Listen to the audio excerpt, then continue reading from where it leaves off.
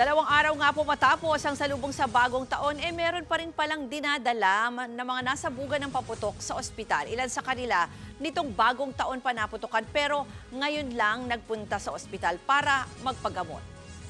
At live mula sa East Avenue Medical Center sa Quezon City, nasa frontline ng balitang yan, si Mean Los Baños. Mean, ako may mga humahabol pa pala dyan ng mga kaso ng firecracker-related injuries, ano? Tama ka, Ruth.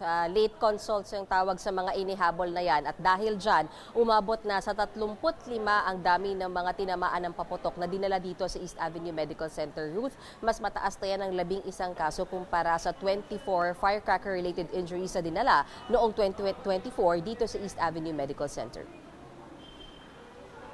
Kabilang sa mga huling dinala dito sa East Avenue Medical Center ay 2 batang lalaking magkahiwalay na tinamaan ng paputok. Ang isa ay 10 taong gulang na nagpaputok ng 5-star noon pang December 28 pero kahapon lang dinala.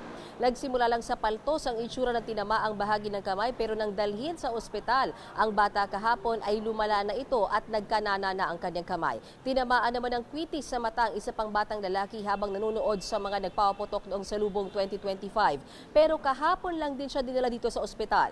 Paalala ng mga doktor, dalhin kaagad sa ospital kung may tinamaan ng paputok. Maari kasing magka-impeksyon ang sugat kung patatagalin pa ito. Kailangan ding maturukan kaagad ng anti-tetanus at mabigyan ng antibiotic ang biktima.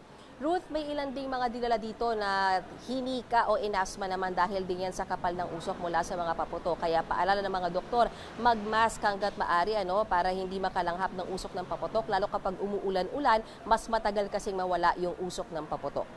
Ruth? Mean, bukod dyan sa firecracker-related injuries, yung asthma, may iba pa bang mga halimbawa sakit na binabantayan yung ospital dyan?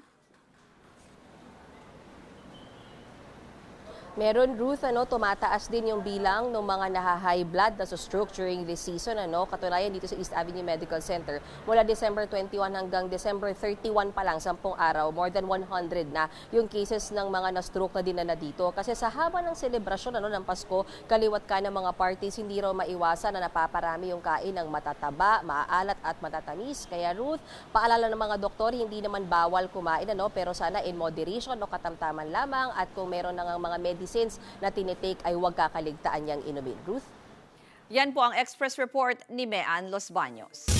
Mga kapatid, ako po si Ruth Cabal.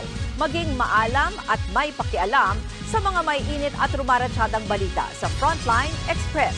Para maging updated sa balitaan, mag-subscribe lang sa social media pages ng News 5.